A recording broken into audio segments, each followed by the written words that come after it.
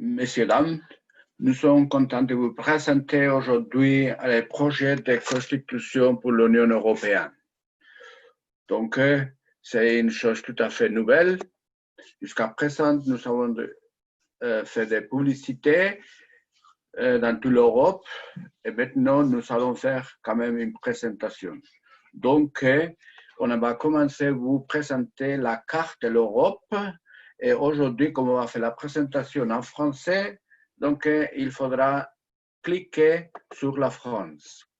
Et une fois que nous sommes là, vous voyez que c'est la première page pour vous donner la bienvenue.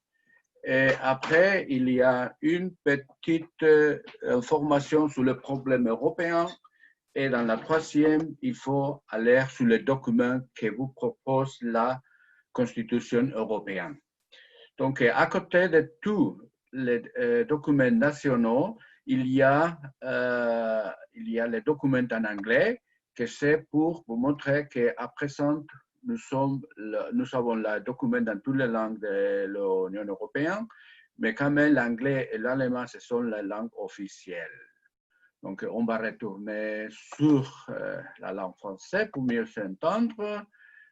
Et vous voyez que nous avons un document très court, ça veut dire environ 8 pages, mais c'est bien expliqué quel est notre projet. Donc, aujourd'hui, on va faire que la présentation en 2 dias. Et voilà, alors nous aurons la possibilité après de faire des commentaires en Facebook et des discussions. Mais après ça, on va commencer avec le diapositive. Le diapositive, d'abord, il faut vous montrer que le document Mehr Demokratie a été pris par nous parce que c'est le document le plus complet que nous avons vu pour montrer à la population européenne. Et donc, c'est très facile parce que les dias que nous allons voir aujourd'hui, on pourra les faire dans toutes les langues de l'Union européenne. Alors, on va commencer pour la première qui dit la nouvelle Europe démocratique, penchée et décentralisée. Malgré les intérêts conflictuels qui peuvent exister dans votre vie quotidienne, nous, citoyens européens, partagent de nombreuses tâches et problèmes communs. Par conséquent, nous souhaitons trouver des solutions et être capables de s'entendre. Nous vivons tous dans la même maison, notre maison européenne. Par conséquent, nous devons parler de l'autre sur le plan de construction de cette maison. Le plan de construction se compose de principes et de valeurs de base et de règles institutionnelles et procédurales selon quelle démocratie au niveau européen devrait être fonctionnaire.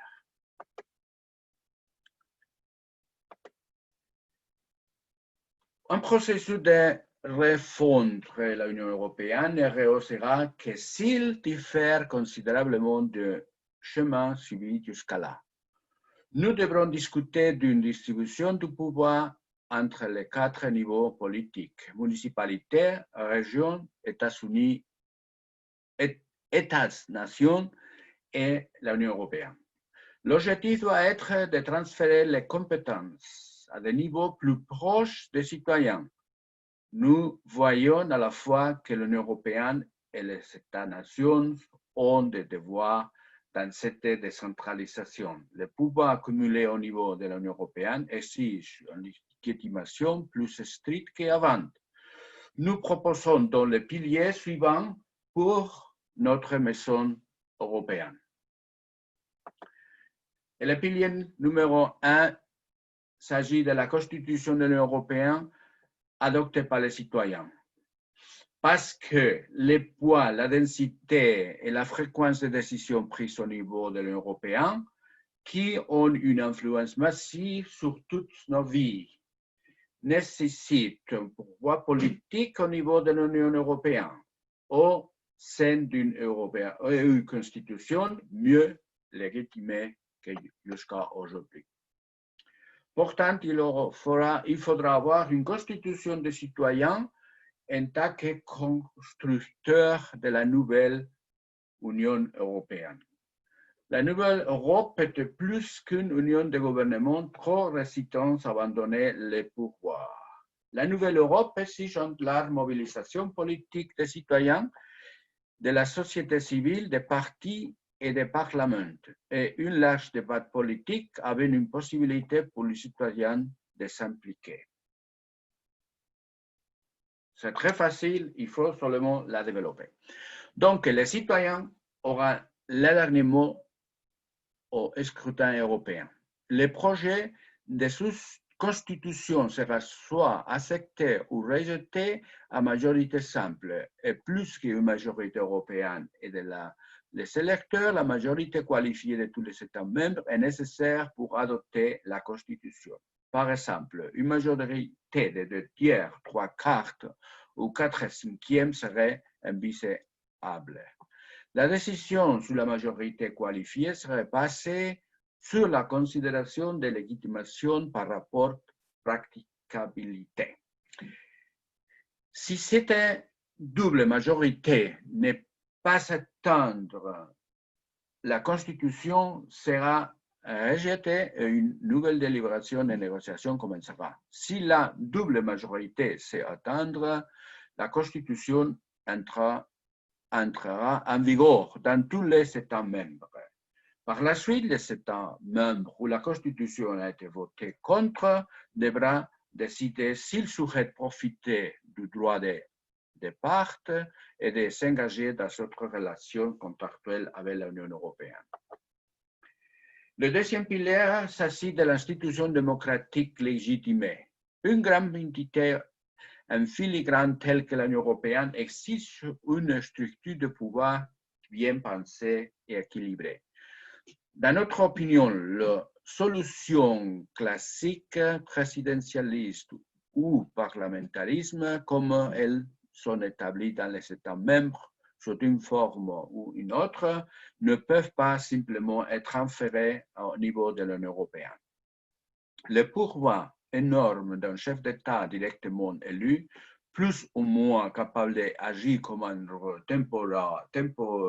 temporaire roi, un système présidentiel comme aux États-Unis semble peu souhaitable pour l'Union européenne parce que les bloqueurs d'énergie entre le Parlement et la présidence sont un prix supplémentaire à payer dans un système présidentiel. Et on arrive à troisième pilier. On parle de l'introduction de la démocratie directe.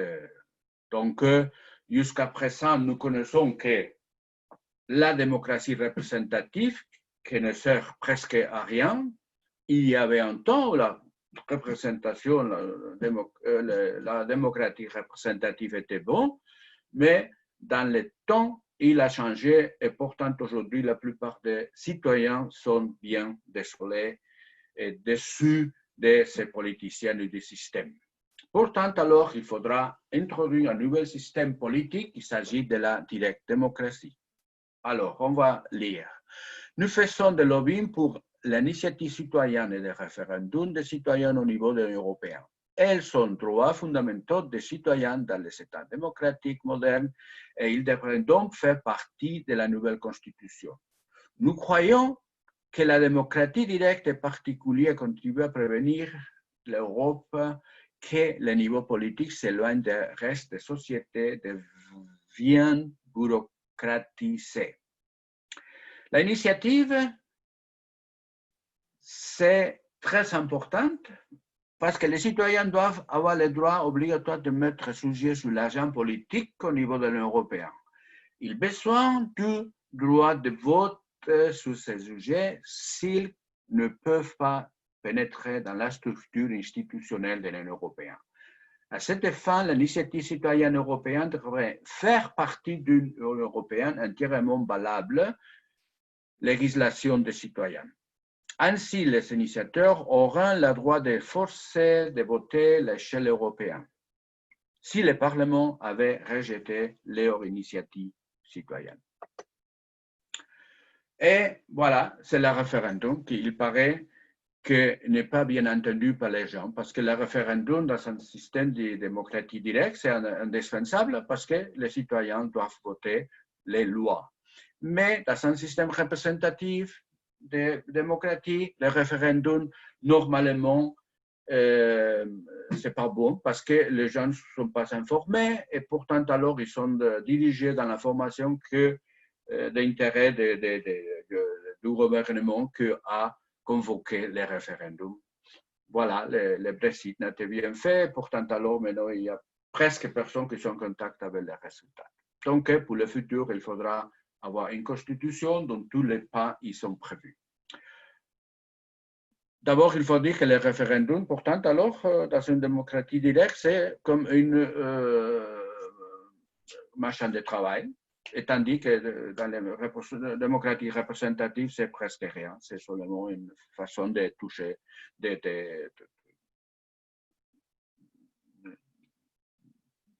faire tomber les gens. Alors, le référendum, les citoyens devraient conserver le dernier mot dans le processus législatif. Si un non minimum de citoyens et signe un référendum facultatif de l'Union européenne, une loi décidée par le Parlement européen sera mise sur le bulletin de vote. Il entrera en vigueur uniquement si les citoyens approuvent dans son vote à l'échelle de l'Union européenne. Un tiers des États devrait également avoir cette possibilité. Il devrait être obligatoire pour la constitutionnalité des amendements à voter lors d'un référendum des citoyens de l'Union européenne. La double majorité pour la sécession des citoyens à l'échelle européenne, les principes de la loi majorité s'appliquent, ainsi que plus la majorité des électeurs, une majorité qualifiée des États, doit être constatée pour un référendum et ou vote public pour être valide. Voilà. Et on arrive au quatrième pilier, la décentralisation et régionalisation. Donc, s'il y aurait décentralisation, il n'y aurait pas de problème, par exemple, dans la Catalogne dans les derniers temps qu'on a entendu, mais il y a quand même la Corse et autres régions d'Europe qui aimeraient avoir bien décentralisé. Donc, on va voir qu'est-ce que c'est prévu dans notre projet de constitution européenne. Une entité aussi vaste que l'Union européenne comprend plus de 30 comprenant plus de 30 sortes de personnes, presque autant d'États membres. Innombrables régions avec des langues, les dialectes et des cultures diverses devraient être aussi décentralisées autant que possible. Une structure institutionnelle d'un type propre à la Nouvelle Europe ne peut être une État-nation. Pour nous, la décentralisation est le principe fondamental de la structure de l'État signifie que les compétences sont situées au niveau où elles sont les mieux traitées et gérées. Dans un État national classique, le pouvoir est centralisé et plus haut niveau, et ce niveau n'est que réciproquement renvoyé au niveau inférieur. Une Europe commune doit être une constitution individuelle qui se développe constamment entre citoyens avec une structure décentralisée. La Suisse, aussi le vaste démocratie municipale en Scandinavie, est le modèle le plus approprié pour cela. Et voilà, on arrive à la coopération volontaire et retraite. La coopération politique croissante entre les États européens devait être volontaire. Ainsi, il est très possible que seuls certains États membres puissent évaluer une politique commune dans certains domaines. Par conséquent, à la politique soumise au Parlement européen, seuls les députés des États impliqués voteront. Par exemple, si on a pour l'euro ou la région de Schengen, tous les États non-euro ou non-Schengen n'auront qu'une fonction consultative. Les États membres devraient avoir le droit de quitter la nouvelle Union européenne à tout moment si la majorité des citoyens ne le demande lors d'un référendum public. Pourtant, constitution sans droit quitter sont indésirables d'un point de vue démocratique. Voilà, si on avait eu ça, le problème de la sortie de la Grande-Bretagne n'aurait pas existé. Il aurait été très facile de sortir et rien, c'est fini. Pour comprendre la centralisation d'une manière qui permettra toute unité administrative municipale contre région État, pour se séparer d'une unité supérieure par une initiative citoyenne et un référendum des citoyens. Les cas échéants, ils peuvent fusionner avec une autre unité administrative. Et voilà, ici, dans la directe démocratie, moi-même, j'ai vu qu'il y a, j'en ai 70, je habité en Suisse, alors j'ai vécu personnellement les naissances du département, le canton du Jura. Et voilà, c'était tout prévu dans la Constitution que le canton de Berne était est devenu un peu plus petit et en plus il y a un canton plus à la Confédération helvétique. Et quand même avec une constitution cantonale. Et en plus, le président de la République de cet homme-là, M. Giscard d'Estaing, a été venu pour féliciter et pour être là-bas et pour qu'à canton de Jura, on parle français. Et voilà, c'est ça la joie de la démocratie directe. Et à la fin, je vais vous mettre ici l'information pour que vous pouvez nous trouver, nous commenter et de faire deux présentations quand vous voulez. Nous sommes là et on pourra vous passer cette présentation ou de faire des nouvelles. Et alors, dans cette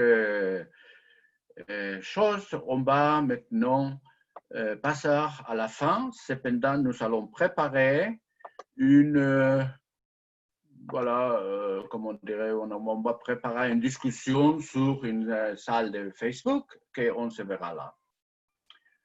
Alors, je vous souhaite tout de bon et on se verra dans l'avenir. Au revoir.